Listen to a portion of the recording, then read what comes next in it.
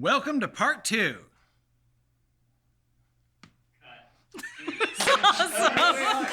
Can we watch it back?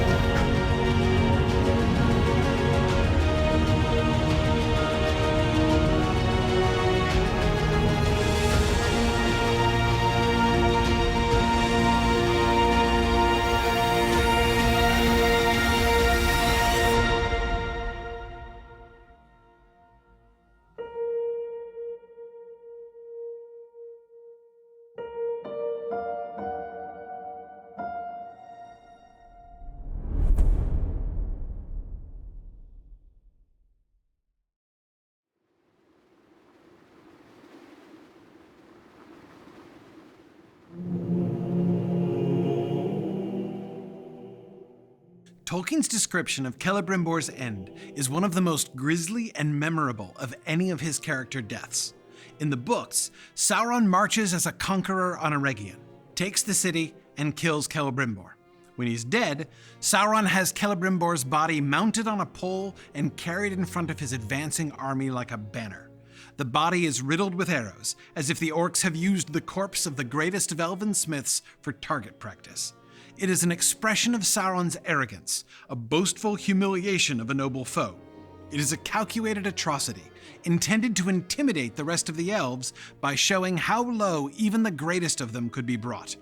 It is designed to spread fear and despair as Sauron marches forth with his army on the campaign that is intended to smash the High Elves of Middle-earth for good.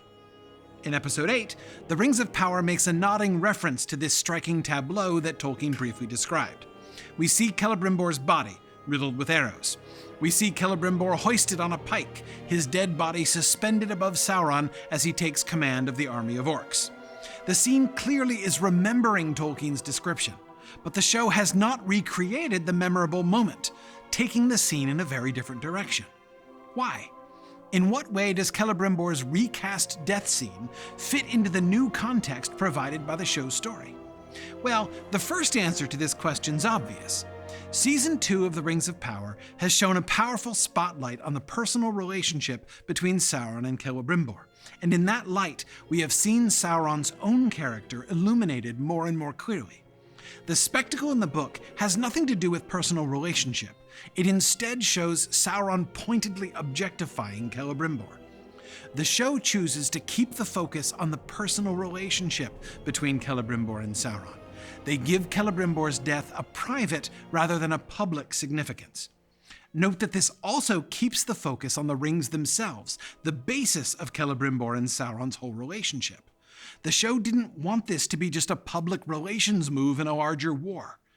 Many people thought that there was no way that the show would turn down the opportunity for such a sensational scene as the one that Tolkien described, that Celebrimbor's corpse banner was a spectacle fitting for film.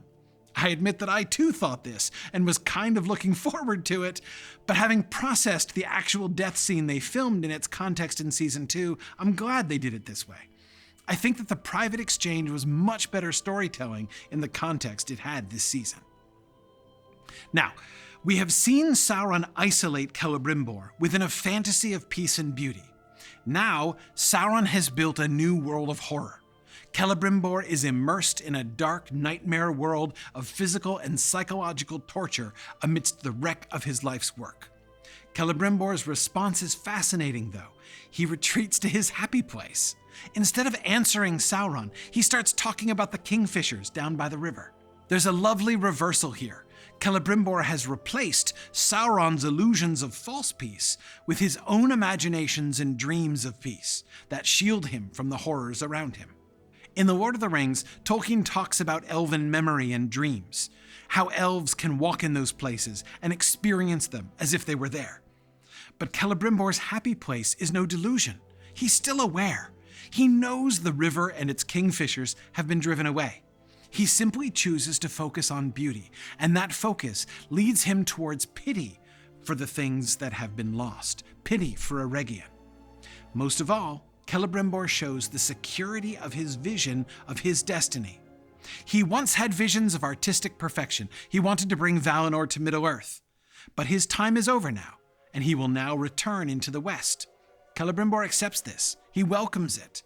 Celebrimbor knows his own guilt and the responsibility that he bears for allowing Sauron in and bringing about the destruction of his city and his people. He confessed all that to Galadriel, though, and he now does not indulge in self-reproach.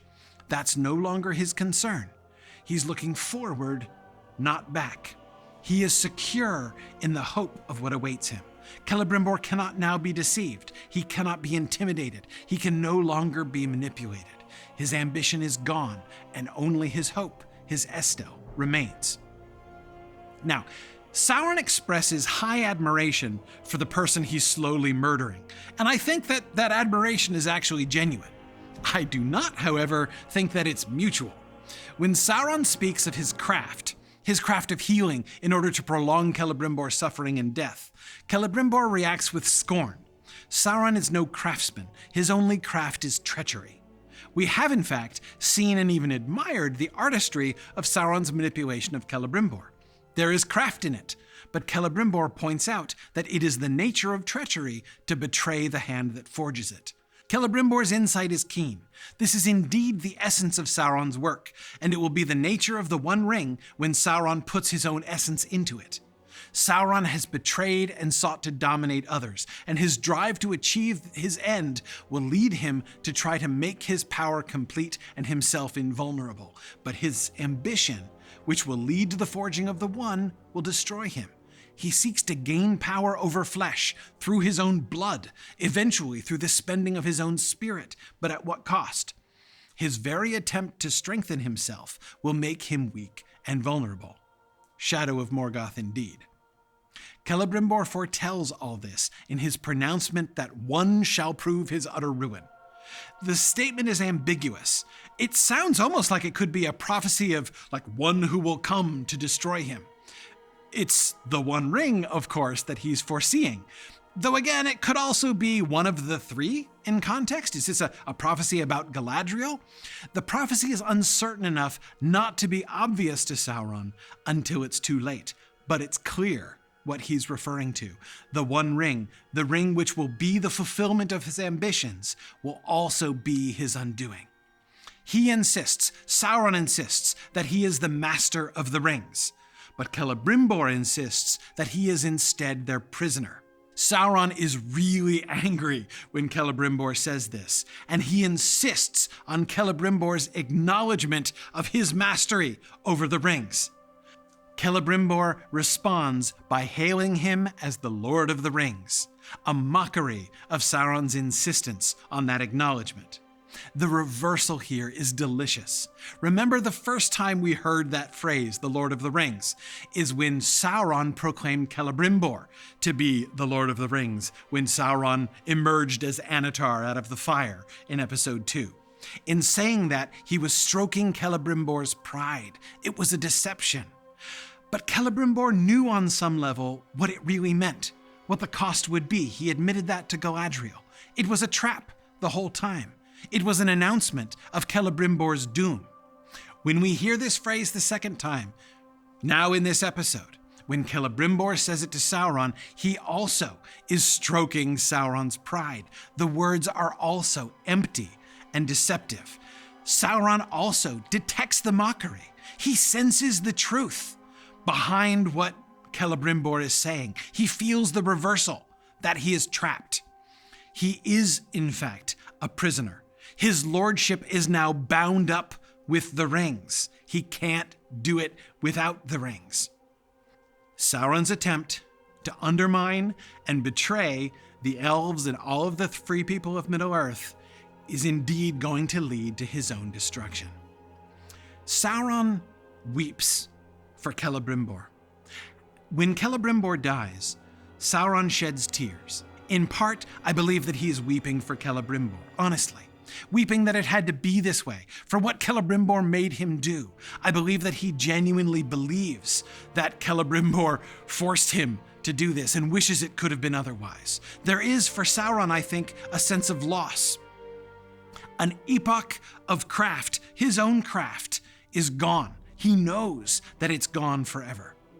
In part, though, I think that Sauron is weeping for his larger perception of his own failure. This is not how he wanted things to go at all. He's weeping out of a sense of his own entrapment. He has no choice now but to escalate. And this also means a decline. He weeps for his own failure. This is his healed world. More petty destruction even than Morgoth's broad nihilism led to. He is staring into the face of his own failure, seeing his own ultimate defeat like Morgoth's before him. I think that Sauron really does believe that Celebrimbor did this to himself by opposing him. When Celebrimbor says that Sauron is the great deceiver and has deceived himself, I think he's exactly right. This is the ultimate means versus ends result for Sauron. Sauron has come to show a complete disregard for the means by which he achieves his ends. He distances himself from them. He commits horrors in the name of healing. He brings about madness, the corruption of the end that he seeks itself in order to achieve it. Sauron is a cautionary tale. Celebrimbor calls him a shadow of Morgoth. And I think that that, in the end, is the keenest observation that Celebrimbor makes. He is a shadow of Morgoth in the sense that although he wanted to be different, although he felt that he had a high vision that was much greater than Morgoth's and is going to achieve something more wonderful than Morgoth even desired to attempt, in the end, he has shown himself to be just a lesser reflection of Morgoth himself. He's not just similar to Morgoth. He's this lesser, pitiful imitation of the thing he was trying to separate himself from. But in addition, he is also a shadow of Morgoth in the sense of being merely a shadow from Morgoth. He's nothing in himself, just the absence of light. In the end, Sauron is only a shadow, a small and passing thing. Sauron will fail.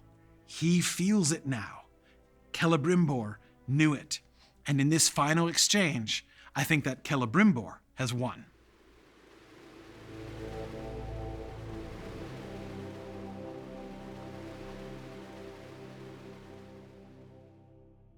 When we see Adar at the beginning of the scene, we see him kneeling in front of this rock as if it were an altar, in this attitude of reverence or possibly prayer.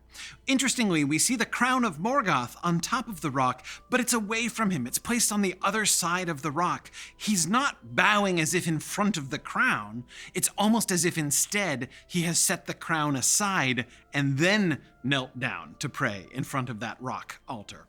When he stands up and turns, we see him healed of his wounds. We see Adar as the elf that he would have been before he was tortured and made into an Uruk. The question that arises is, has he been redeemed, right? Is this actually Adar changing?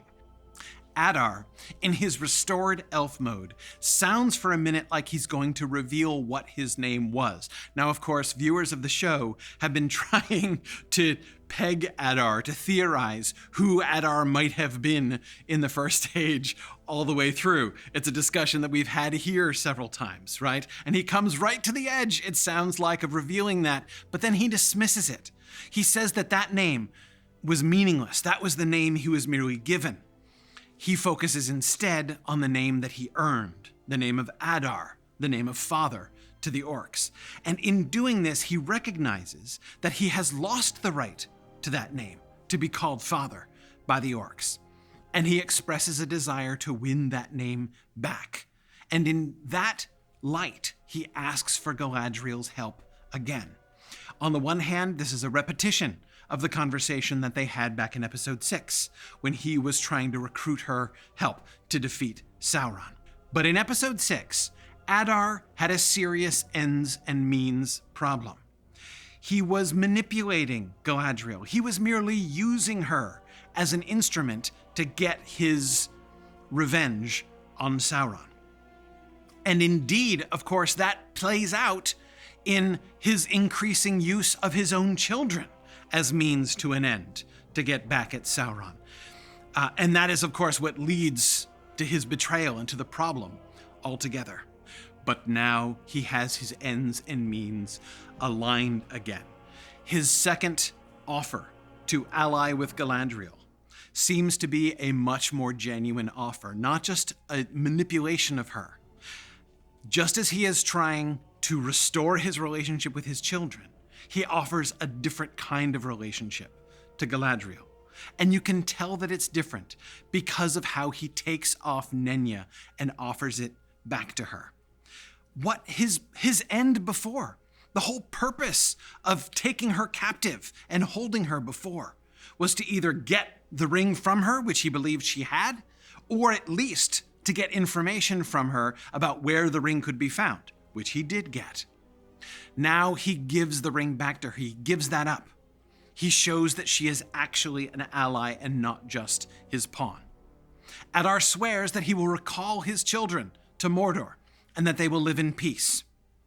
Galadriel is moved by this to her confession of how many orcs that she has killed. She speaks with compassion for the first time towards Adar and his orcs.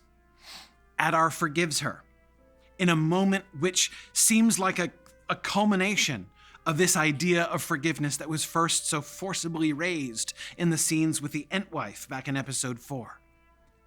Adar says that they can create a lasting peace. He unfolds this beautiful potential future in which orcs and elves could maybe live in harmony and everybody could be happy. This is why we got the new orc stuff earlier in this season, why we saw that image of Glug, the new orc, standing next to his family and not wanting to go to war because he didn't want to leave them behind. We needed to see that this future was really a chance. It wasn't certain, but there was a chance that orcs could grow and develop in that direction. But of course, we know that this is doomed. It's not just the knowledge that we bring from the book that leads us to conclude that it's doomed. We can hear it in the script itself. Remember what it is that Adar says exactly there? He says that they can build a lasting peace. And if you remember, that is exactly the answer that Sauron gave when Celebrimbor asked what he would do with the Nine. He's going to build a lasting peace, he said.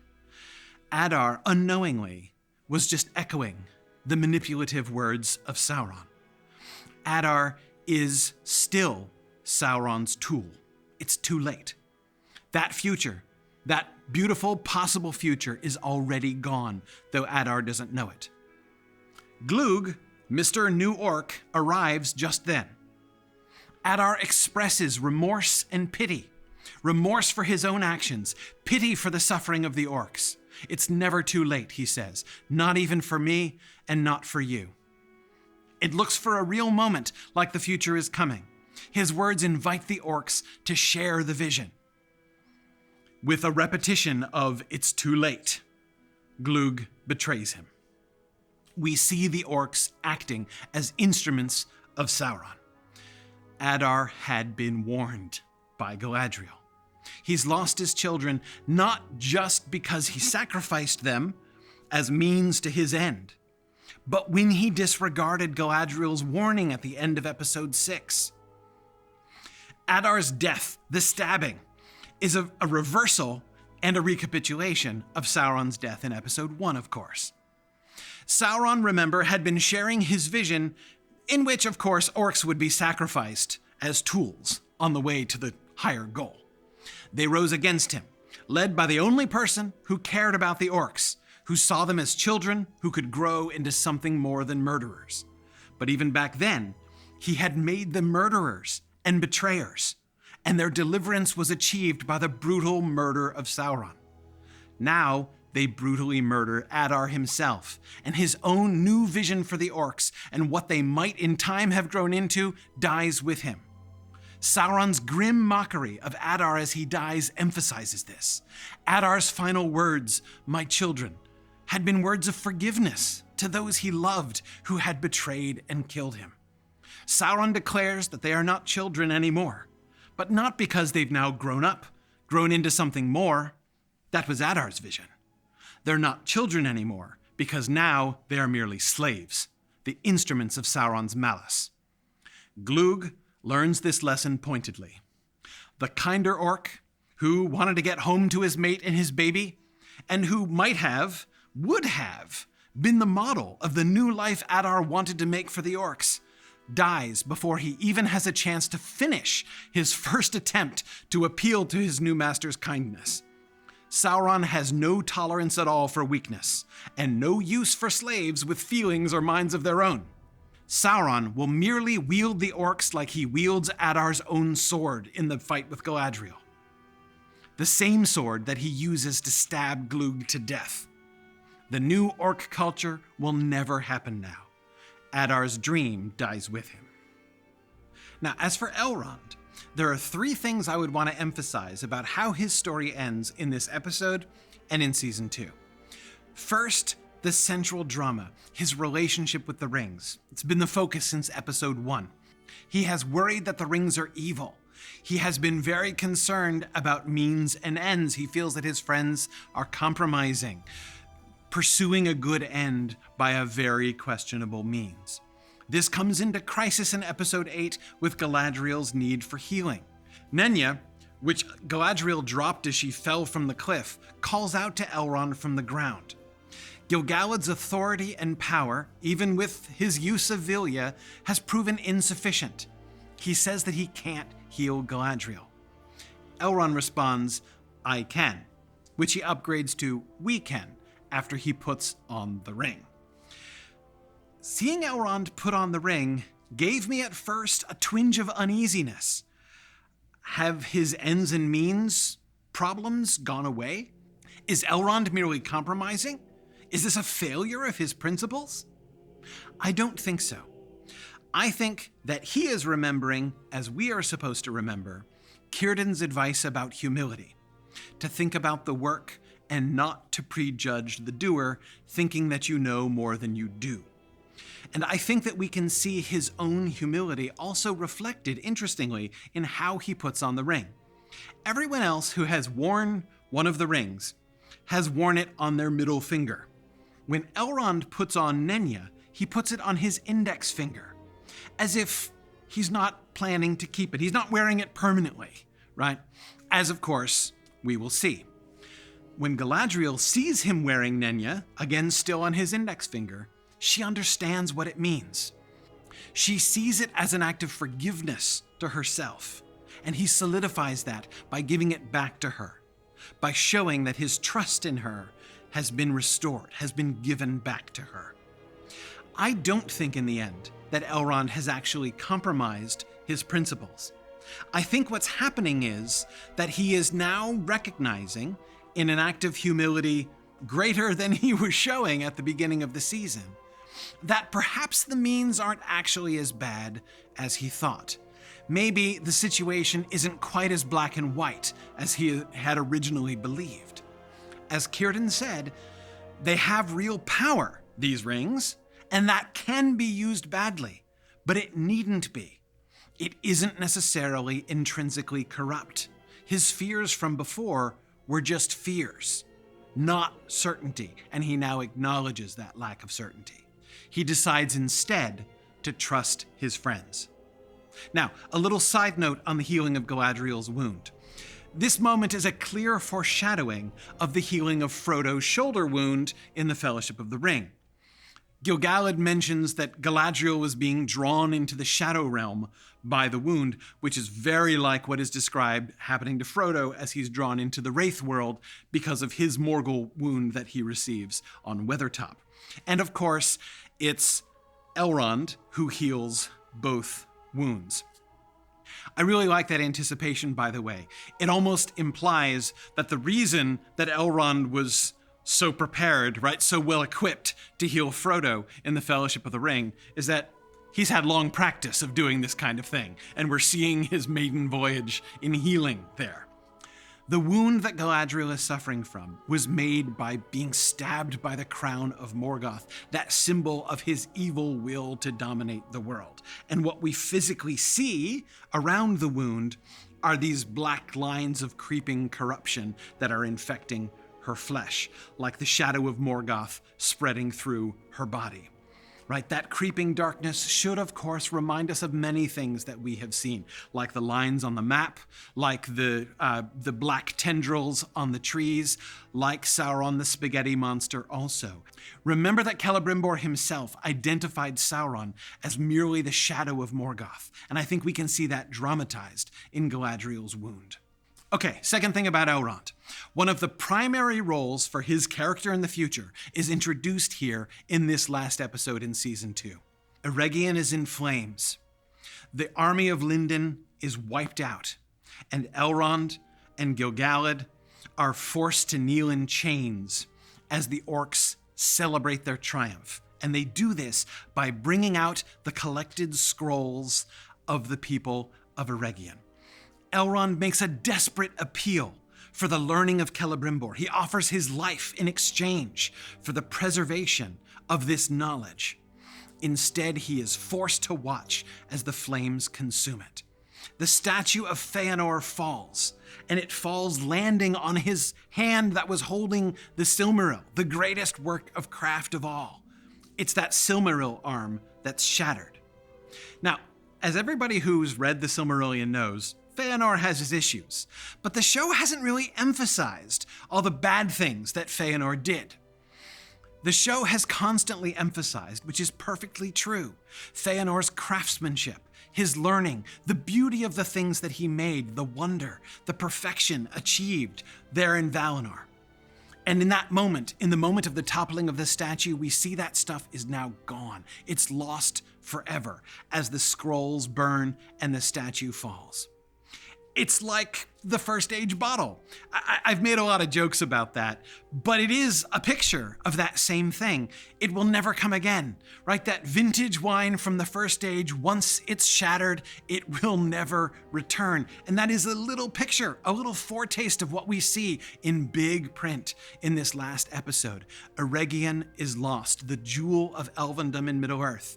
And as we see the doomed city burning and the Tower of Celebrimbor crashing down in ruin during Poppy's montage, she reminds us that some things are lost forever, and Elrond is the one standing and mourning the loss of the city. We know Elrond from late in the Third Age, when he's known as the greatest of lore masters, preserving in his house the records and memories of the Elder Days, and keeping them alive in Middle-earth, even as most of the elves depart into the West forever. In Episode 8, I think we're beginning to see Elrond step into that role. And of course, it's especially fun that the final scenes, the final secret valley in which the elves are rallying and gathering together at the very end of Episode 8, is almost certainly Rivendell, where he is going to establish his house. We see that center of lore, the jewel of elvendom, not completely lost. Some memory of it will be retained. Some have survived and will remember it. And that will survive in Imladris, in Rivendell, moving forward. Okay, third and final Elrond note. I want to talk about his connection with Durin. We see Elrond at the end of Episode 7, kneeling, insisting blindly that Durin will come. He shows a total trust in his friend, a stubborn, almost deranged trust in his friend. The dwarves do not come in time. They are delayed by treachery within, as we've discussed in previous episodes. And yet they do come, in fact. Elrond's trust is not ultimately misplaced. The dwarves come in time to save Elrond personally and Gil-galad and the three. And yet Elrond, trusting to see Durin himself, is disappointed. Prince Durin did not come.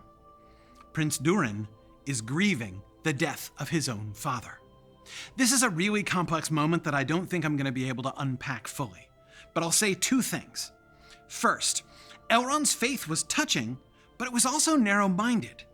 He was so wrapped in the need, his own need, for help from his friend, that he lost sight of everything else. Hey, maybe that overthrowing his father thing that Durin mentioned to you, Elrond, got a little messy somehow. Maybe he needs help. That doesn't seem to be on Elrond's radar screen at all. Second, know what I can't help but notice? Narvi tells him that Durin is not there because he's grieving the death of his father. You know who isn't there now for Durin in his time of grief and need? His best friend Elrond. Elrond has missed yet another of Durin's most important life events. I hope he remembers this when he next sees him. I'm not trying to be harsh on Elrond here, but I think we're supposed to notice and think about these things. Elrond really is Durin's friend, but it seems to me that perhaps it's time for him to be the one to prove his friendship by coming to his friend's aid for once. This is something I'm going to be looking for in Season 3 and moving forward. Now, as for Galadriel, Eregion is under assault.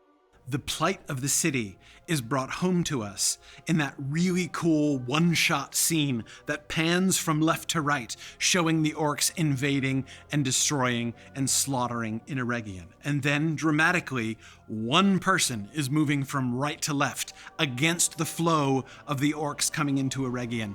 Galadriel is here shown to be the heart of the resistance in Eregion, the only one, really, who is effective in preserving anything and anyone from the destruction of the city. This leads her, of course, immediately when they are captured by orcs to sacrifice herself again, just as she did at the end of episode 5 for Elrond and the others, and she goes to bargain with Adar. Now, in her confrontation with Adar, that takes for her a very unexpected turn. And she ends up feeling respect and pity, confessing even her own murder of his children before. It's a remarkable transformation in Adar and in Galadriel. I've already talked about what this meant from Adar's perspective. I'm going to come back again later on to the pity of Galadriel and what that means and why that's important. But this moment, from Galadriel's perspective, is a tragedy that she is watching unfold. In the end, she sees the future of the orcs as well as the death of Adar.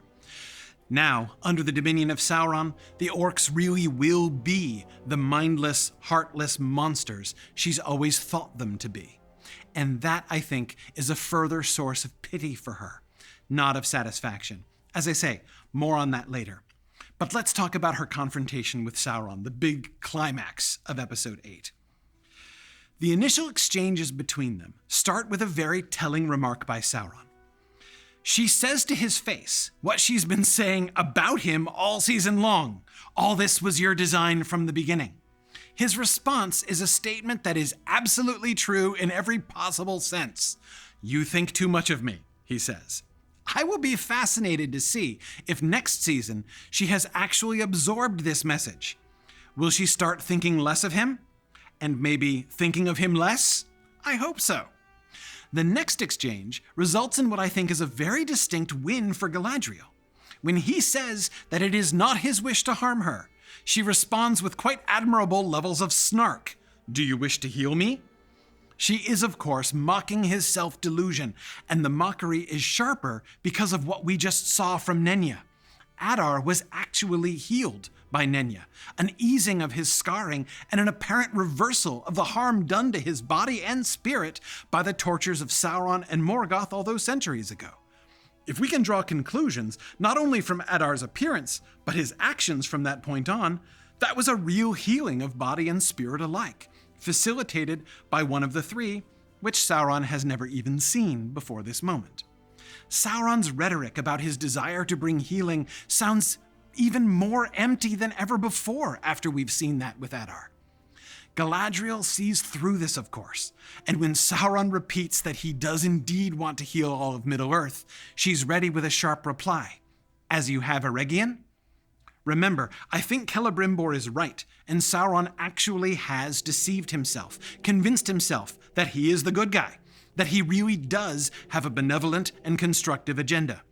He only has to hurt and enslave the people when they won't do what's good for them, which is, of course, exactly what he wants them to do. Notice how, when later in this fight, Sauron has stabbed Galadriel with the crown and pinned her to the stone, he doesn't boast, but he speaks with regret. "I would have put a crown on your head," he says, implying that it's only her actions, her choices, that have forced him to lodge that crown in her ribcage instead.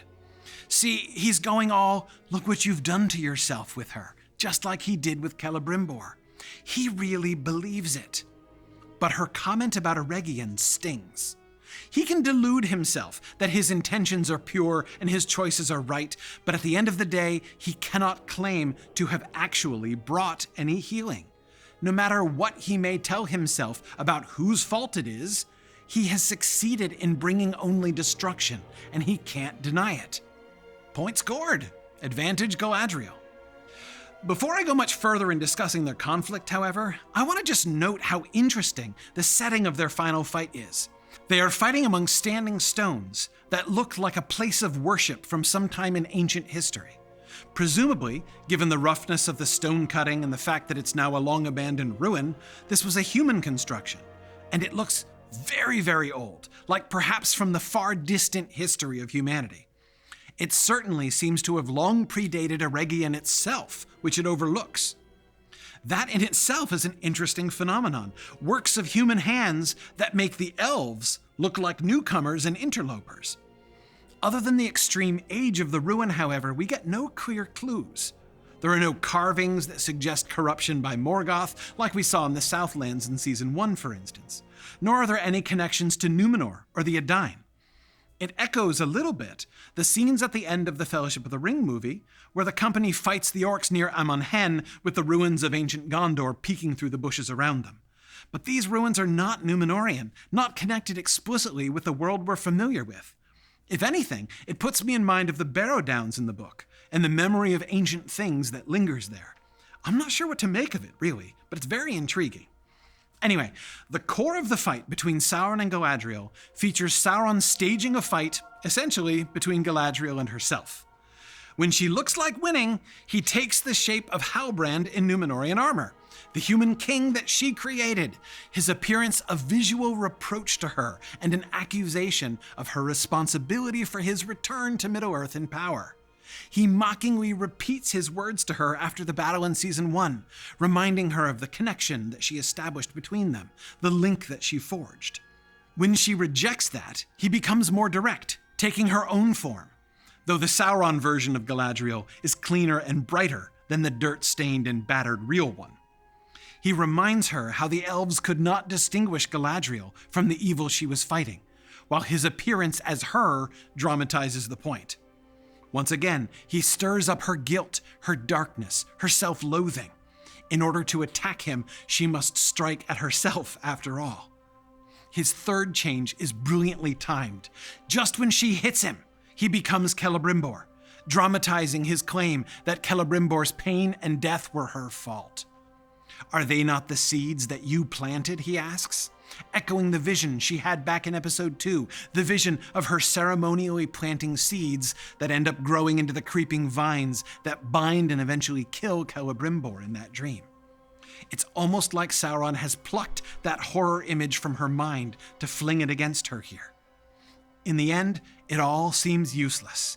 Back in his Anatar form, Sauron kicks her sword away as she gropes helplessly on the ground. Galadriel seems beaten, and her defeat would seem to suggest that she's been ground down by Sauron's assault on her character. Galadriel has been very aware of her failings all season long, and Sauron seems to be using that to tear her down completely. Except, that's not what actually ends up happening. Galadriel has lost the sword fight, but it was never really about the swords. From beginning to end, the real fight between them is psychological.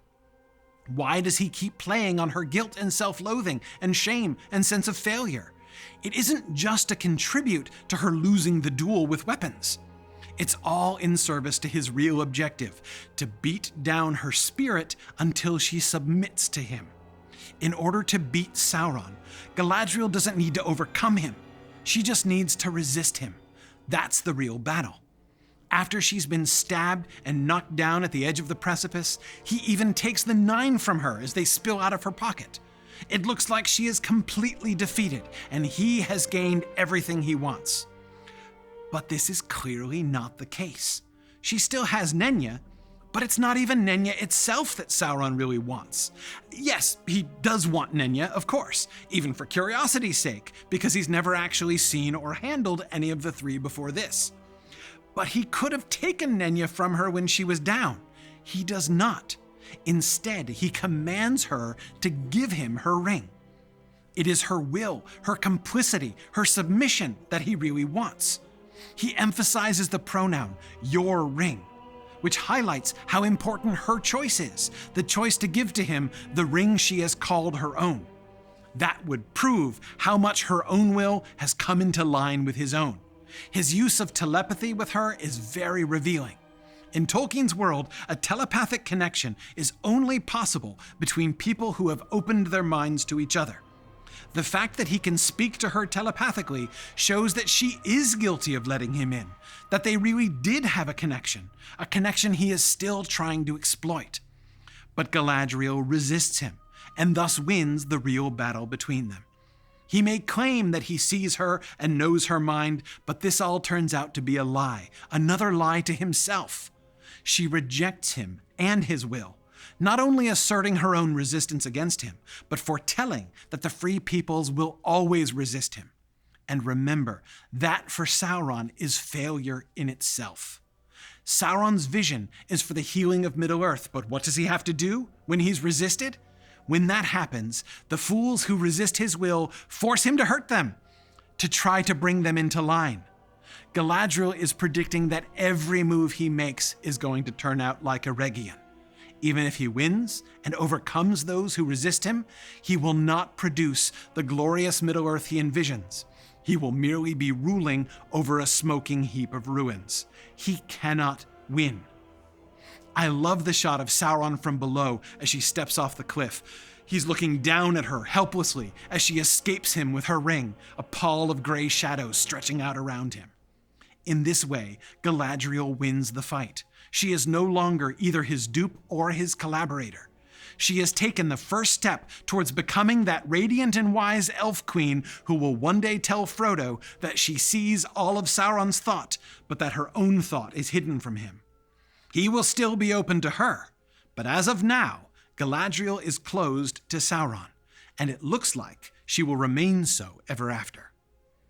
When Galadriel awakes after her healing, the elves face a choice.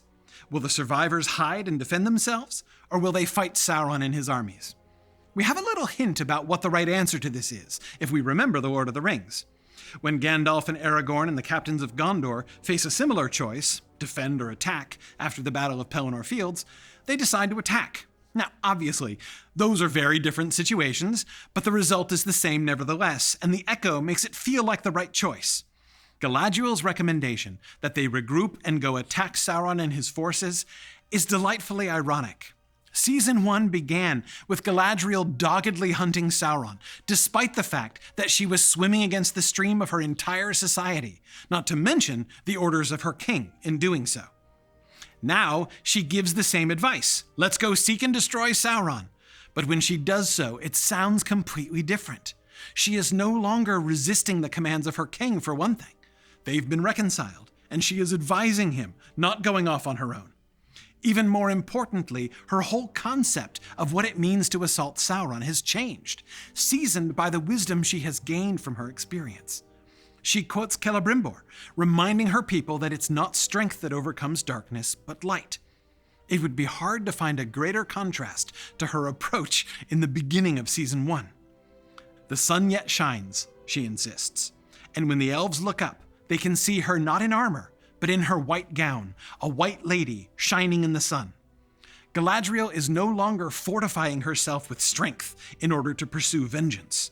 Now she is doing the right thing at last, seeking not to bring death to her enemy, but light to Middle-earth. And in consequence, she succeeds in raising an army, which is of course what she most wanted back in Season 1. Gil-galad makes his decision, following her advice, raising the sword. The leadership of the elves of Middle-earth, who have been at odds through 2 whole seasons, are finally unified. Unified in their use of the Three, unified in their resolve to resist the armies of Sauron in Eregion. Much has been lost, but the new bonds and understanding among Galadriel, Gil-galad, and Elrond makes their situation seem much more triumphant than the disaster at Eregion might lead us to expect. What of Sauron, meanwhile? The final shot we get of Sauron is in Poppy's montage. As she is saying, "And all anybody can do is try and build something new," we see Sauron standing above the ruin of Eregion, holding the hammer of Feanor. Remember that the whole speech Poppy is making that leads to the montage is about loss, irrevocable loss, a theme which the visuals of the montage tie to every storyline in the show. Sauron's inclusion in this montage at all, therefore, shows that he's not simply victorious in this season. Celebrimbor and Galadriel have both exposed him, have made clear to him that he is not in control, that his plan to dominate and thereby heal and glorify Middle-earth is not working. It isn't just that he's won a battle but may now lose the war. Sauron destroyed Eregion, but that wasn't a victory. It was itself a failure, as Galadriel pointed out. He has brought the Rings of Power into being, giving him a potential lever against all 3 of the primary races of the Free Peoples. But Celebrimbor has told him that that will be his undoing. He is doomed, according to Celebrimbor's dying words, to be the Lord of the Rings, which will be his destruction. All he can do, Poppy's words suggest, is try and build something new. We can see the next step coming, the forging of the One. He will not turn from his path, but double down on it, investing more of himself to make a new ring on his own, one that will enable him to overcome and dominate even the Three. His recovery of the Hammer of Feanor is very significant. It shows, for one thing, that he is seeing himself as now taking up the work of Celebrimbor and perfecting it in the One. The One will be his new hope, his greatest weapon, though it will also make him ultimately vulnerable, as Celebrimbor foresaw. But more importantly, I think, it represents a chance for him to convince himself that the Eregion venture was a success and not a failure. He will be able to rewrite that story in his own mind. Sauron's time in Eregion won't be a failure, as Galadriel exposed it to be.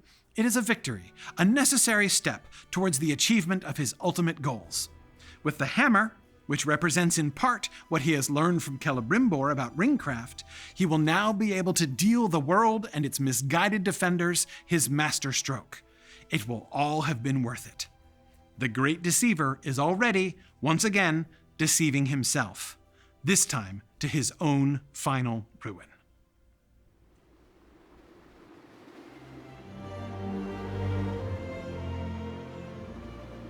A major theme of this episode is loss. Poppy's montage really brings this together. This moment is an important treatment of a critical theme in Tolkien's work. There have always been people who claim that Tolkien's stories are simplistic, the depiction of unproblematic good characters opposed by unquestionably evil characters in battles that the good guys always win.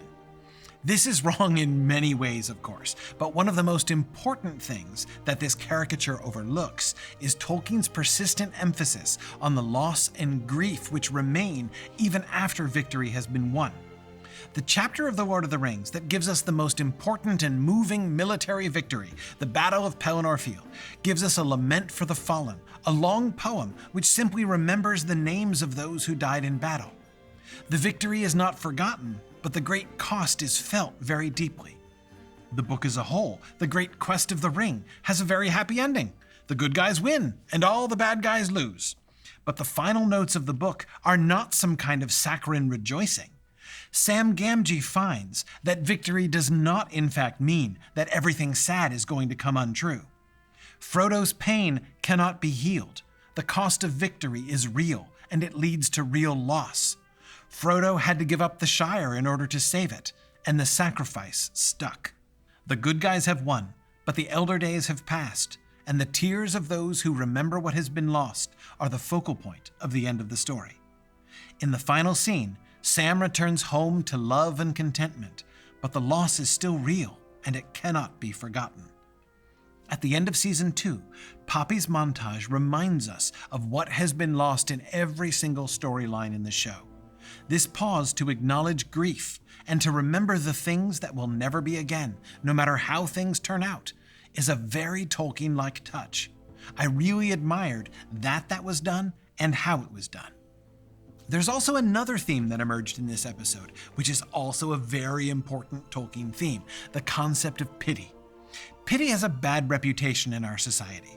People seem to associate it with smugness or superiority, with looking down on people. Nobody ever wants to receive pity, it seems. But pity is a very important idea in The Lord of the Rings. Pity is the acknowledgement of suffering in someone else. It is premised upon respecting that person as a person, with feelings like yours, and perceiving that they are in pain or have at least been harmed.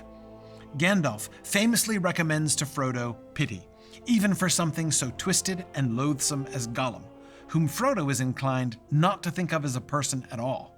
Gandalf tells Frodo of Bilbo's pity for Gollum and suggests that pity may help to save the world. The idea of pity is dramatized powerfully in Galadriel's conversation with Adar in Episode 8. Adar's redemption, his change of heart, stirs Galadriel's own heart and prompts her to abandon at last the hatred and anger and prejudice that has colored her view of Adar and his children from the beginning. She speaks with tears of the orcs that she has killed, granting to Adar and to the orcs the dignity of personhood, which is what Adar had always been asking from her. It may seem that Galadriel's pity bears no fruit, since immediately afterwards she stands horrified witness to the betrayal of Adar by his children and the permanent enslavement of the orcs to the malice of Sauron. The depersonalization of the orcs, which had always been the premise on which Galadriel had acted, has now tragically and ironically become true. But the scene leads me to believe that the show understands well the importance of pity in Tolkien's world, and I don't think Galadriel's movement of pity towards Adar is going to be without result in the end. Once we notice this theme in operation, we can see it all over the place. It is Durin's pity for his father, dominated by the evil ring, which leads him to show true strength and not raise his axe against his king and father. The pity of the men of Pelargir for the grief of the Ent and Entwife is set to be harshly tested in Season 3 by the pitiless demands of Kemen and the K-Men. The stranger passes his test and finds his staff and his name when he responds to the movement of pity for the suffering of his friends, choosing to treat their lives and well-being as more important than his own power. Even Celebrimbor's dying insight into the trap into which Sauron is placing himself is tinged, I think, with pity. Celebrimbor's own downfall has given him an insight into the future downfall of his enemy, but like a true Tolkien hero, Celebrimbor responds not with mockery or triumph, but with a solemnity touched by pity. The two themes of loss and pity, of course, are connected. Pity comes from an understanding of suffering. It's those who experience loss and grief who are the best positioned to understand it. I really admired how these two themes emerged in Episode 8, and I suspect that this is a foretaste of stuff we're going to see even more clearly as we move forward towards Season 5.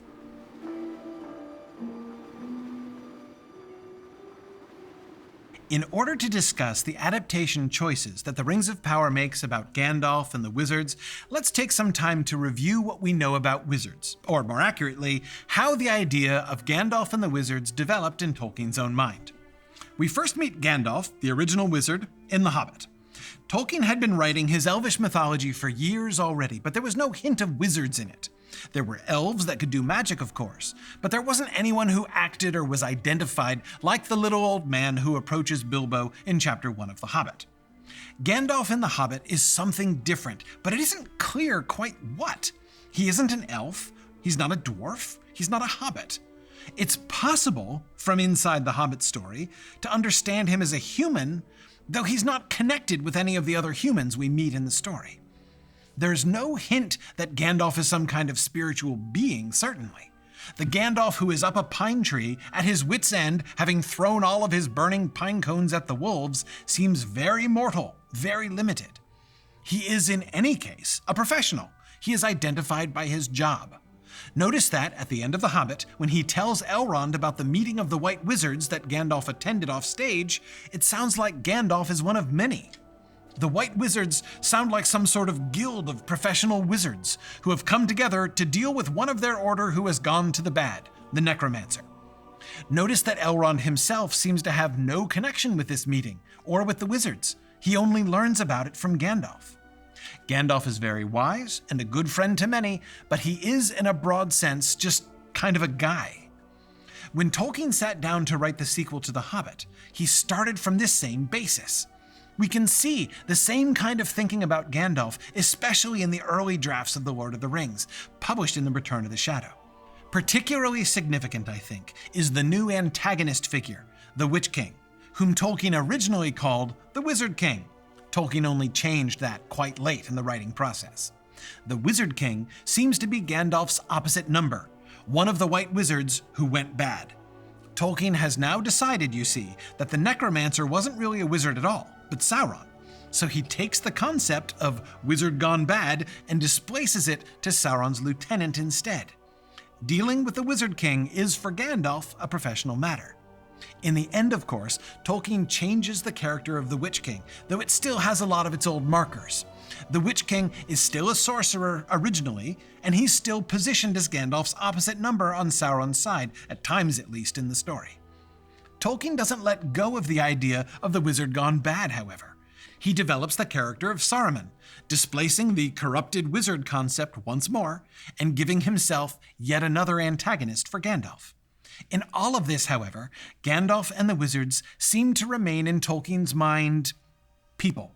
Notice, for instance, that when Tolkien decided that the Necromancer was actually Sauron, he also decided that he was not a wizard, that he was something more than just a person, implying that wizards are just people. But as The Lord of the Rings continued to unfold before Tolkien, it became more and more clear to him that Gandalf was not just on the side of the angels.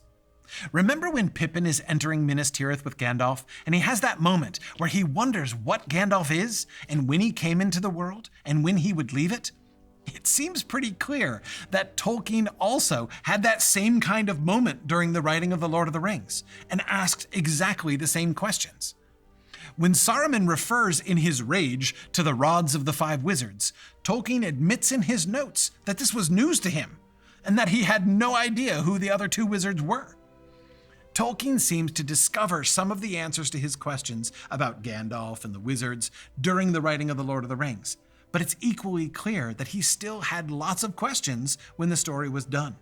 As The Lord of the Rings is finally being published, Tolkien sits down to answer some questions that he has, and that he believes his readers will have, by writing the appendices. In the course of that project, his first post-Lord of the Rings development of the story and its elements, he laid out a new story about Gandalf and the now 5 wizards. They had come across the sea in ships around the year 1000 of the Third Age, and when Gandalf had arrived, last of all, Círdan the shipwright gave him Narya, the elven ring. This is all interesting and new stuff. The arrival from Valinor, which shows that the wizards were not just people after all, but were originally Maiar, some of the people of the Valar. And the origin story of Gandalf's getting the red ring. But Tolkien still wasn't done, of course. Tolkien was never really done with his stories. He continues to develop this idea, writing the long essay on the Astari, which Christopher would eventually publish after Tolkien's death in the book Unfinished Tales. This essay contains more details about who the wizards were in Valinor, what all their names were, how and why they came, and more or less what happened to them, though the story of the 2 blue wizards was still pretty sketchy. Tolkien declared that of the 5 wizards, only Gandalf had remained faithful and fulfilled his task in Middle-earth. This is when the idea that the blue wizards went bad in the East, founding magic cults, came in. By the way, Tolkien's assessment of the failure of all the rest of the wizards seems pretty darn harsh on poor Radagast, who gets dismissed pretty lightly and without much explanation, but Tolkien was clearly not interested in developing Radagast's story at that time. This essay, anyway, which sounds very firm and definite, did not, of course, mark the end yet of Tolkien's thinking about this issue. Among his final writings in his last years, almost 20 years after the publication of The Lord of the Rings, he was still tinkering. Tolkien wanted to integrate Gandalf more into the mythology of the Elder Days, which he was still developing. He began to ask the further question, what was Gandalf up to during the First Age?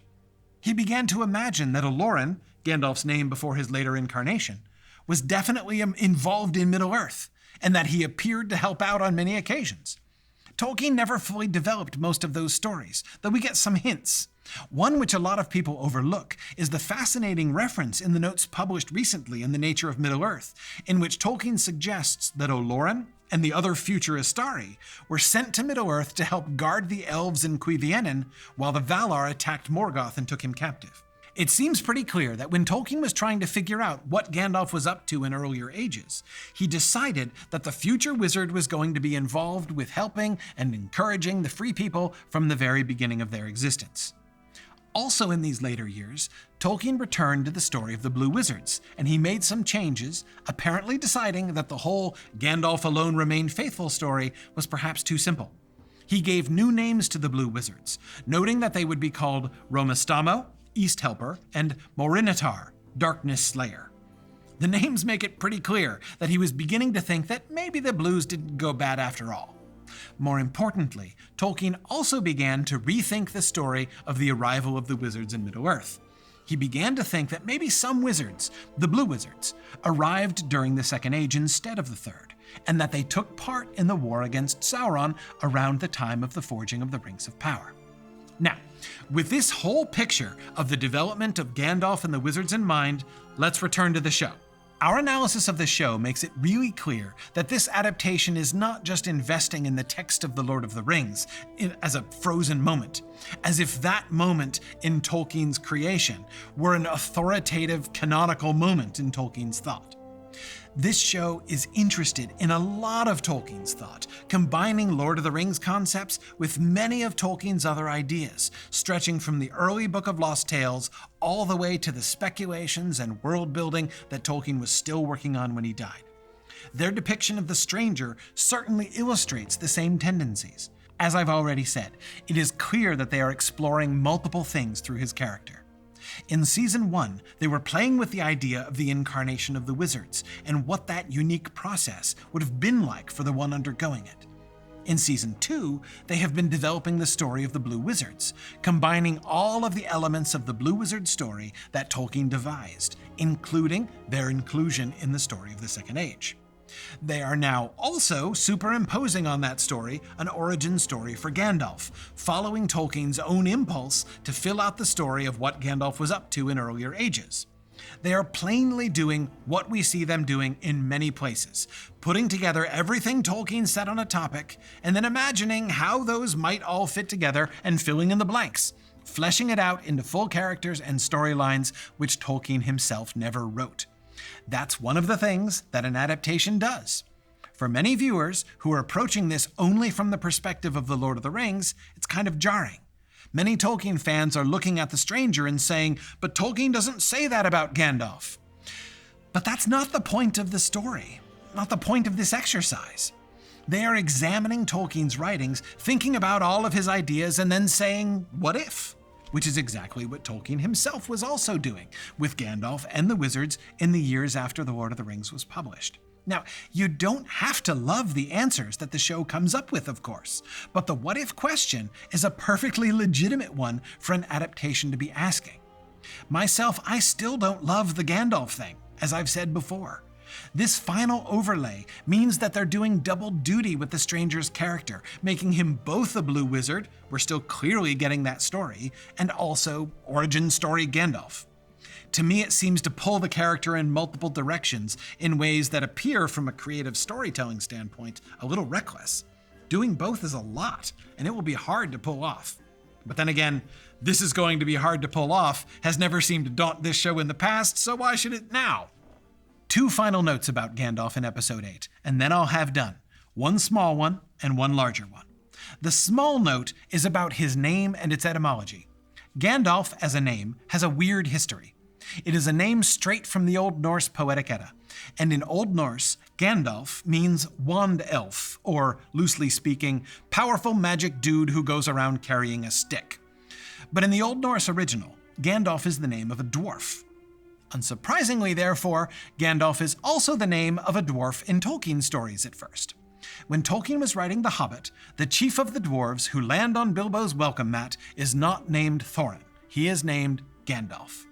The wizard was named Blodorthin, and he keeps that name through most of the book. It wasn't until they got to Lake Town and the dwarves are released from the barrels that the dwarf's name was changed to Thorin and Gandalf becomes the wizard's name. From then on, Tolkien basically ignored the fact that the name was a dwarf name, and he made it into a very good wizard name. The stick or staff thing worked quite well. A lot of people were annoyed by the Gandalf thing in episode 8. And if I understand correctly the source of their annoyance, they were annoyed by the fact that the show seemed to be implying that this garbled nickname given Gandalf by the Stores was in fact the real origin of Gandalf's name. Personally, I think this is a misunderstanding. I didn't love the Gandalf thing. I thought it was a little forced and hokey. But I do not at all think that they're asking us to believe that that nickname is the true origin of Gandalf's name. The actual etymology was clearly pointed to at several points in this season. His finding of his Gand, his stick, which would be the symbol and instrument of his power, was the chief plotline of his season 2, for goodness sake. The show even used the word Gand as a synonym for stick or staff, to make that clear. Gandalf clearly means stick dude, for whatever that means. His name and his staff are explicitly linked from the beginning of the season to the end. When the Stewards are all calling him Grandalf at the end, it does seem to trigger something. Not because it is his true name, but because it's like his true name. What hearing that makes him realize is that, as he says to Tom Bombadil, Gandalf is what they are going to call him. There is no claim here that I can see that Grandalf is the root and origin of the name. Finally, let's address the Saruman issue. Lots of people are speculating, or even just assuming, that the Dark Blue Wizard is going to turn out to be Saruman. Let me say that from here, that makes no sense at all. Gandalf already knows that the Dark Wizard has been corrupted by the end of season 2. He's seen it, and I suspect that there's a lot more to come. Gandalf already knowing, in the Second Age, that Saruman is evil is wholly and entirely inconsistent with the established story in The Lord of the Rings. Now, note, I don't mean what we're told in The Lord of the Rings about Gandalf and Saruman's history. I'm talking about something totally different. If Gandalf already knows that Saruman is corrupt, then the plot of The Lord of the Rings itself wouldn't work on several levels. No choice that they have made in this show has ever done that, has ever required a complete overhaul of the basic plot of the Lord of the Rings story. I can't imagine that they're going to do that. Now, I've been surprised before, but still, that seems crazy unlikely to me. In order to make it work, they would have to wipe Gandalf's memory at the end of the Second Age. Maybe they plan to do that, I don't know. Maybe they plan to send Gandalf back to Valinor and have him return again, by boat this time, in year 1000 of the Third Age, once again incarnated and without his earlier memories. From my current vantage point, however, I think that'd be pretty lame. Besides, I think all of this is most likely unnecessary. People base the interpretation that the Dark Wizard is Saruman primarily on his calling Gandalf old friend when they meet. Yes, that does recall the scene between Saruman and Gandalf in the Fellowship of the Ring film. I do not in any way think that that points to his identity, though. There are things other than identification that references like that can signal. In this context, it plainly points to the betrayal to come, the dynamic of a long friendship now subordinated to the desire for personal power. Remember that this is also, explicitly, the story of the two blue wizards. And the fall, the betrayal of the one by the other, would be an essential element in a story like this that shows one following Tolkien's good blue wizard path and the other going down the bad blue wizard road. Now, thinking back over the history of Tolkien's ideas about wizards, I think it more than ever likely that the Dark Wizard is going to be the Witch King. Remember how I discussed how Tolkien made the Witch King into Gandalf's opposite number, his rival on the evil side? That is exactly how the Stranger and the Dark Wizard are set up. And I think that that is just the kind of motif from Tolkien's drafts and speculations that the showrunners are very likely to seize on and integrate into their story. Now, some have said to me, but wait, the 9 are for mortal men. How could one of the Astari be able to use it? To that I would say, Yeah, and Gandalf isn't an elf either, and yet we know he is going to get one of the three sooner or later. How would the wraithification of the Astari work? I have no idea at all, but I'm going to get my popcorn and see what they do with that. It's a really interesting question. There's a lot of work to be done in Season 3, developing all the stories that they are building in the Blue Gandalf storyline in this show. I expect we'll see him at work in the East, thwarting Sauron, who may himself come to ruin in Season 3, perhaps. What will that look like? How will that connect with the Gaudrim and their curse? Will the Dark Blue Wizard take one of the 9 and become the lieutenant that Sauron clearly can't do without? We'll see.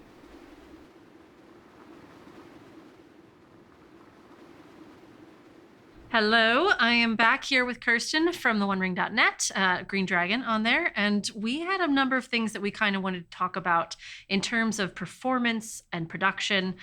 Because of your background in theater, I thought this would be pretty fantastic. So can you tell us a little bit about your background first, so we're aware of like where you're coming from? Yeah, so my day job, my real life job, when I'm not volunteering for theonering.net, I work primarily as a stage director and also as a performer. I'm a singer.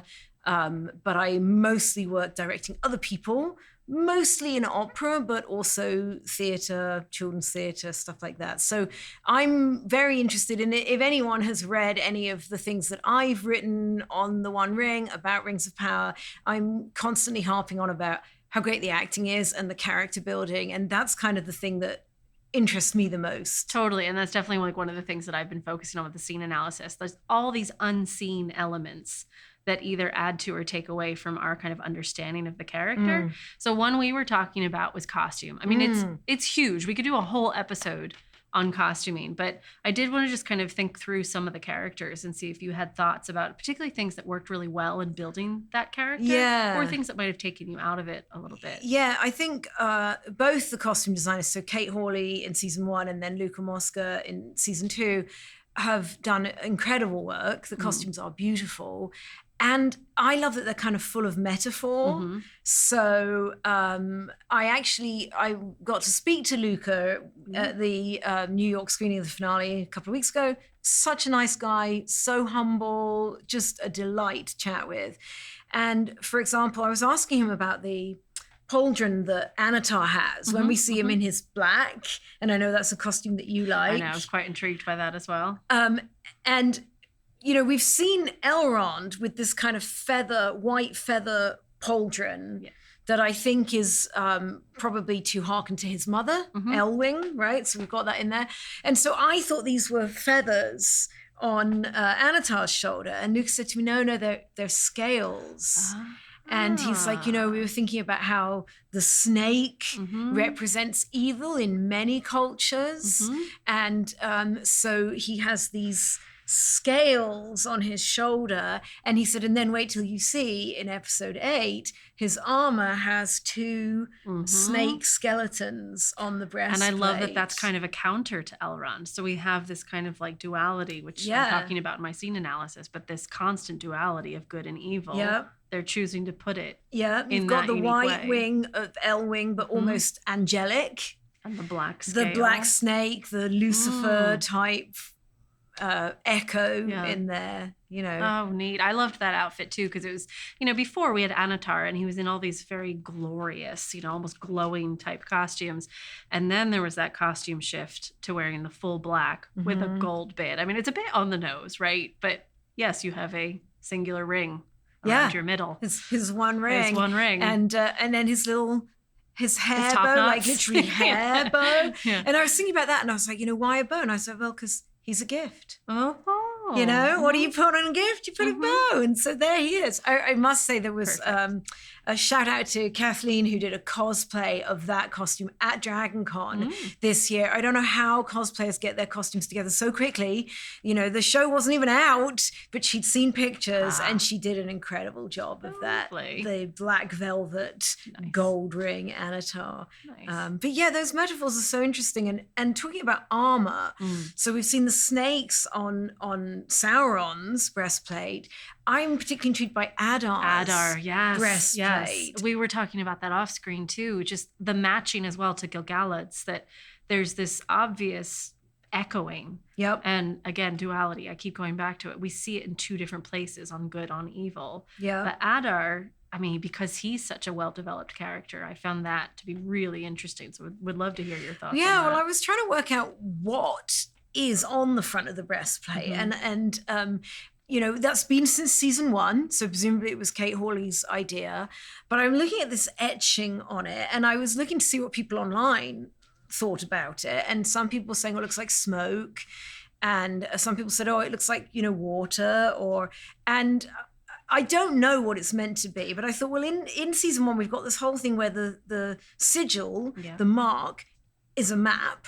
I was going to say, to me, it was a topographical map. Yeah, and that's kind of what it looks like. But also we have the mixing of water to cause the smoke of Mount Doom to create the atmosphere of Mordor. And so maybe those echoes of water and smoke are not unintentional in there as well. Maybe I agree, the topographical map, but maybe there's layers in there as well of the different pieces of what he's trying to do, which to is create quite lovely Mordor. When a costume is able to do that. You know, that you can kind of all read different things, and all of it makes sense. I was also quite struck by how much he reminds me of Galadriel's costume in the first season, where she's very armor plated, very encased with her chainmail, but with a solid breastplate, and he is the sort of dark version of that, the breastplate, the chainmail, very similar structurally, his costume with hers. They're an interesting dichotomy. But in this season, we still see her as a warrior, but her warrior costume has become a little softer, a little more flowing. The breastplate that she's wearing, well, it's more of a leather jerkin rather than the full armored metal that we saw in season 1.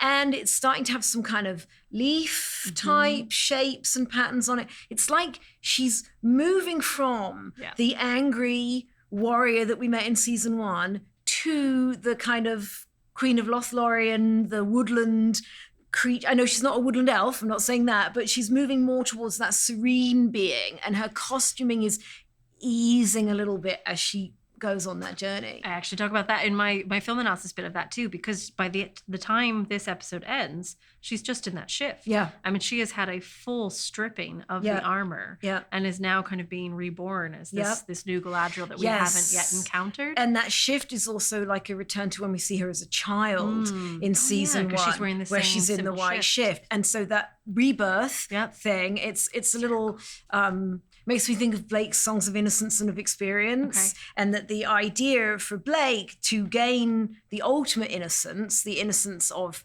not to go into religion about it, but the sacrifice of Christ, and you have to go through experience. So children are innocent, but it's an unknowing innocence. And then you go through experience and you come out the other side to find salvation, divinity, whatever, but a different kind of an innocence born out of experience. And maybe that's what we're seeing happening a little bit with Galadriel. We knew we had to, like we knew from season 1, everyone was just talking about angry Galadriel. We knew that she had to have a progression and she had to have an arc. This is such a unique way to show that progression. So we have her words, we have her deeds, we have her interactions with the whole crew of Elrond in particular and Gil-galad in particular, I think. But showing it through her costume is such a kind of subtle way for us to also accept that something is changing. I had a thought about thinking about Galadriel, and I was thinking about Celebrimbor's costume, and particularly the green robe he had that had kind of leaves that almost looked like the leaf brooch from Peter Jackson's movies. We saw these leaves around the collar of that. And I just wondered, because there are a lot of things that the showrunners cannot fit into this show, or that they're not allowed to use, or whatever, and they allude to things. And in one of the backstories of Celebrimbor, we know there are lots of different versions that Tolkien kept changing things about his backstory. But he, when he's in Eregion, he's with Galadriel and Celeborn, right? And has a close relationship with them. And I just wondered, I might be completely reading this into it, but if those leaves that reminded me so much of Galadriel's gifts of the brooches to the Fellowship.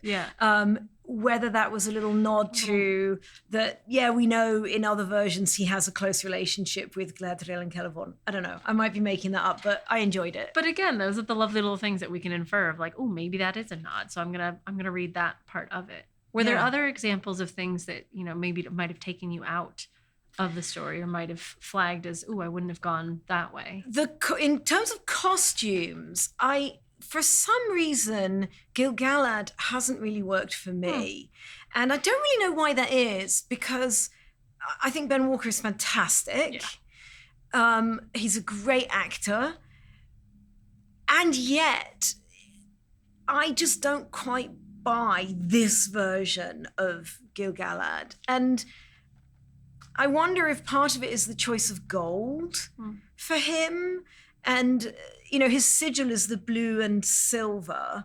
And I think we tend to think of elven radiance as being in the silver spectrum of things, starlight.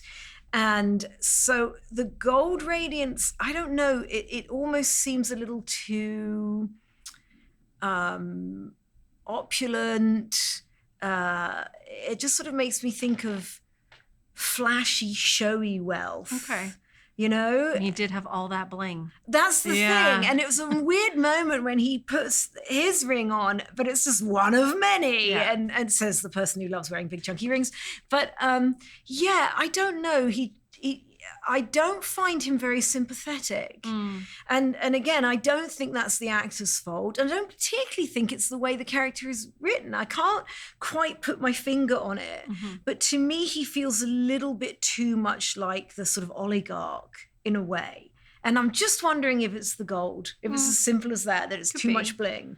Yeah, whereas I saw the gold as quite a warmth and might show a kind of tie to the power of the tree because it was glowing so gold that I saw a very attachment to that kind of visual representation. Well, and of course we did get that wonderful tiny glimpse at the beginning of the two trees, and there silver you've got gold. the silver and the gold, and so. I also wondered if there was a moment where I was like, is this just like a gold medal situation? They need to show him as top, so he gets gold and everybody else falls below. Well, and of course you do have to find ways of having contrast.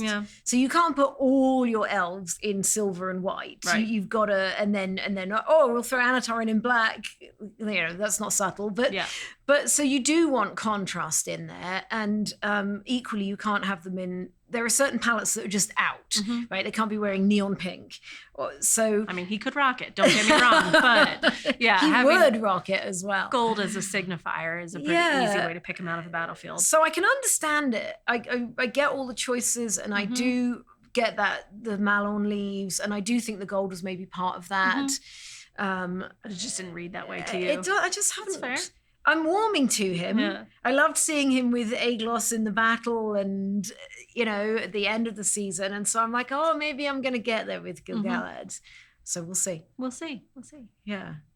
One of the other things I know we wanted to talk about was performance and directorial choices, because there were a lot of things that happened, especially in this last episode, but I think throughout season 2, that just make you notice how small choices can make a huge difference in character development and telling a story. So I'd love to hear some things that you were thinking about with that. And I think, the first thing for me is that it is very evident that everybody involved is putting a great deal of thought into it. Like nobody is just phoning it in.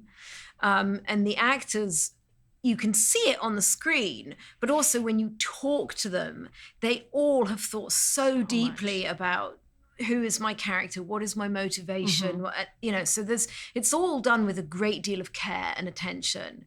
And sometimes a small thing can really lift a scene, and sometimes a small thing can damage a scene, right? And so for me, or change the interpretation. Or change the interpretation, Take you out of it is usually how I phrase it. But there's lots of different ways that we can say just didn't quite work with the flow. Sometimes, in my work as a stage director, that's one of my jobs is not because I'm necessarily know any better than the cast, but I'm out in the house watching them and I can see what's happening and I can see the effect. And it's my job to say, like, emotions are often very close to each other. So tragedy and comedy are very close. And it's easy on stage and on film to, with a slightly misjudged gesture, tip something over when it's high stakes drama, tip it over into being laughable. And it is part of the director's job to spot it and say to the cast, hey. Reel it in. Yeah. And I think that occasionally it's just interesting to me to see if there are moments like, I want to talk about that kiss. Oh, sure. And I know knew that was coming. you guys have talked about that kiss a lot, so I'm not going to say a lot on it because it's been covered a lot. But having spoken to, I had quite a good chat with Sam Hazeldine the other day, who, of course, as Adar, was the third wheel in the room at that moment. And then having seen, as I'm sure lots of people have watched, Robert Aramayo talking about it, there is no doubt that the cast saw it as a deeply profound, very moving moment. Decision. Yes. Yeah. That Elrond is, yes, he's using it a moment to hand her a pin so she can pick the lock and escape. Sure. But there's also a very real chance that this might be the last time he ever sees her. She might die. They've been close for centuries. Their close bond was beautifully established in season 1. And most of season 2, they've been at odds. They've been fighting, right. Yeah. And so there's great regret when he says to her, forgive me. It's like, I'm sorry that I didn't trust you. I'm sorry that, and if this is our last goodbye. Make it count. This could have been a deeply moving moment. And for some people watching, it was. And certainly that was the actor's intention. And I imagine the scriptwriter's intention. So why did it not work for some people, right? So putting my directing hat on and thinking, why did it not work? One of the things is that I think the camera angle and the lighting was a little too romantic. It sort of felt romantic. I'm not sure why he kissed her on the lips. He could have just kissed her on the cheek. But the intensity of him leaning in, saying farewell, I'm down with that. Right. But a slightly different angle, a slightly different, less soft haze lighting might have made it feel less romantic. I also thought it was strange the way she looked surprised afterwards. Like, what are you doing? And I know some people said, oh, well, that shows that she was equally like, dude, and that's funny. But that undermines, if it was to be a really moving moment of two age-old friends possibly saying their last farewell, I feel like it was the wrong choice to then have her be like, what, afterwards? And that was our main discussion with the film analysis, that there were just some mixed signals. Like, none of them were wrong, but they were all wrong that many together. Just didn't work. You could have picked a number of different paths and stuck with the signals, but we got mixed signals. And I think it's an interesting thing as well about storytelling on screen, that there are certain characters that we know well and to whom we are close as the viewer, and we see things from their point of view or from their angle, and we trust that character never to lie to us. Yeah. So Elrond in that scene is deceiving Adar, but he must not be deceiving us. We should be in the full honesty of that moment. And I think it felt a little bit like we were being slightly tricked as well, so tiny choices, and tiny choices can make a big difference. I phrased it as being in on the joke, but we weren't sure if it was a joke. Exactly. And again, if Anatar is doing something or Adar is doing something and we're not sure what's happening, that's fine. But Elrond is supposed to be, we're walking along with him. He's letting us know what's really happening. And I think that's an important distinction too, that we haven't really talked much about, but certain characters are kind of anchor points. The phrase I use is often lens, like they are the lens that through line that drives us forwards. So having anything not be trustworthy from Elrond's storyline could be an incredibly powerful story device. So do I need to pay attention to that? Is something being given to me or shown to me? But that one just didn't quite land because it was a mixed signal. So if you're going to change the purpose of your character and have them take the audience into a different space, tread carefully, right? Yeah. So moving forward with that. Yeah, I think there was one other moment, another equally moving scene towards the end of the season, which was the scene between the two Durins. And again, beautifully played. Peter Mullen and Owain Arthur, they're incredible. Great scripting, beautifully, beautifully done. And then, for me, and again, of course, my opinion only, as Durin Senior leaps at the Balrog, it was too slow motion. Again, I was watching it back to be like, why did that draw me out of the moment? I was so moved by their performance, and I should have just been like, oh, as this happened. And then I just found myself going, why? Well, I think as Peter Mullen leaps, there's a moment where his legs look a bit kind of akimbo, you know, like a rag doll thing. And because it's so slow, you really see that moment. Okay. And again, it's that fine line between tragedy and comedy. When you're playing really high stakes drama, it can often tip over. And that was, again, it's just my taste. And I'm not saying like, I would do it better, but... I was going to stop you before, but I will now. I mean, before you said it's only my opinion, it's only my taste, but you're putting analytical eyes onto it. So it is, you know, what you're taking from it, that's fine. You might have seen this a different way, viewer at home, but you are saying, this is why I think I reacted that way. So being able to look at that scene and say, I might have cut that just a few seconds shorter, or I might have taken out the slow-mo. Not gone quite as slow in it, you know, because his beautiful costume, and I feel like now I'm wrecking it for everyone, because his beautiful costume, but from behind it looks a little bit like a dressing gown and slippers. Oh, bless. In that silhouette as he leaps towards the Balrog. And I'm like, oh. But these are just the kinds of things that we're saying, like, you just need to take notice of, because you never want your audience to be removed from the story that you're telling.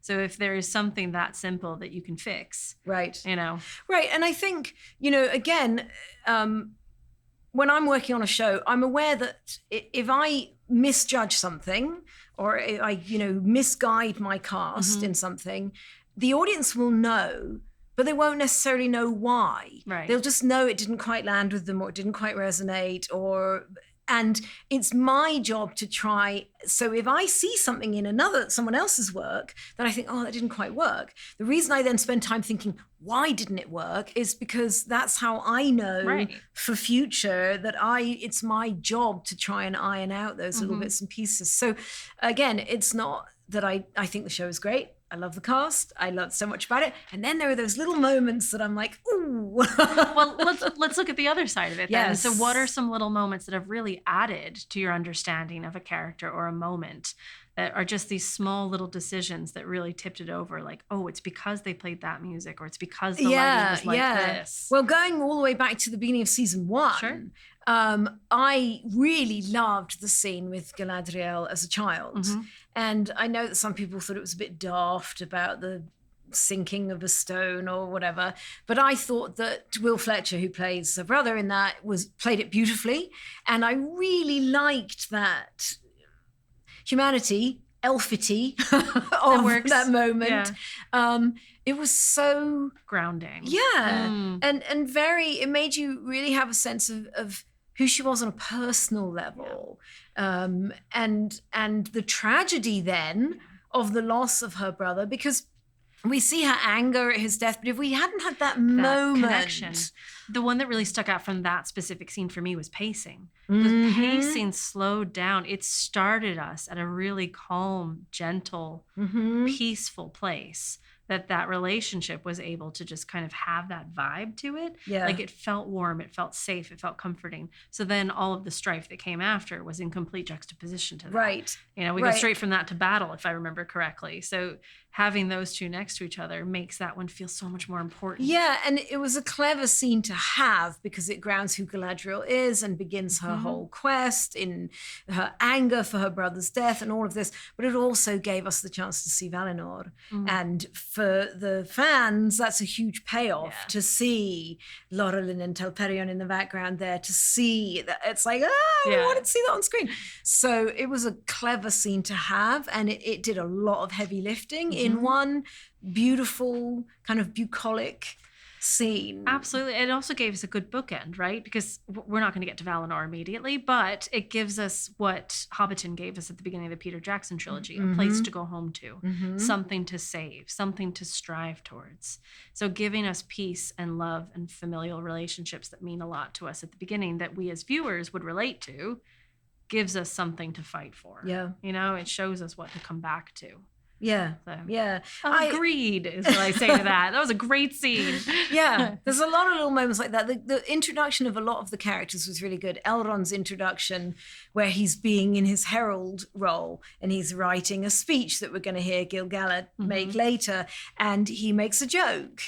And right off, it's like, oh, I like him. I can get I on like with this that. character. Yeah. You know, so there were lots of little clever moments like that. Bear McCreary's music, Oh of my course, God. is epically beautifully used, both during the show and for the end credits. Our thrash metal. I was gonna say, I'm like, and his bravery at playing around, bringing in Rufus Wainwright, bringing in heavy metal, like that's fantastic to be able to play. Yeah, with the tones and the emotions that can go along with that. And so there are many moments where beautifully played scene between two incredible actors.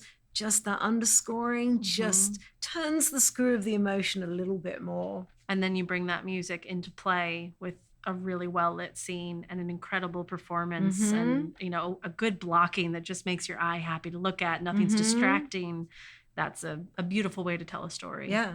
I love that they used a real mouse. That's one other thing, a small thing, but I love that the mouse in episode 7, the Hello, Mr. Mouse, was a real mouse. It wasn't a CGI mouse. See, little things.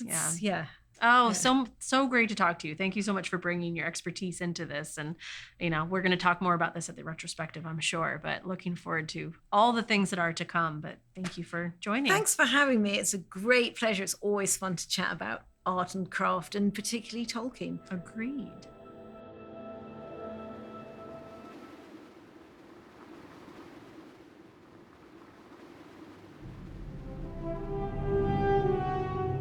Well, there you have it. Season 2 has wrapped, and we've had an incredible amount of fun putting this together for you. It's been a joy, but wow, has it been intense.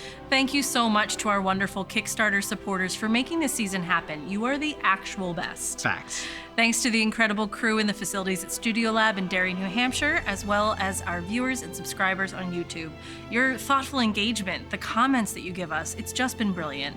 We hope you've all enjoyed the analysis first and foremost, but also the openings, the humor, Jordan Rennell's music, our conversation, and those insights. And you're not quite done with us. We'll be filming our retrospective series shortly, and that's going to bring about a number of episodes. We'll be joined by Alan Sisto from the Prancing Pony podcast and the Rings of Power wrap-up, Matt from Nerd of the Rings, Kirsten from theonering.net, and James Tauber from the Digital Tolkien Project. Words can't describe how we feel here at the end of Season 2, but we're looking forward to more adventures to come. Sand flies in the grass, bees around the willow. Now let the song begin, let us sing together. Of sun, stars, moons, rain and cloudy weather.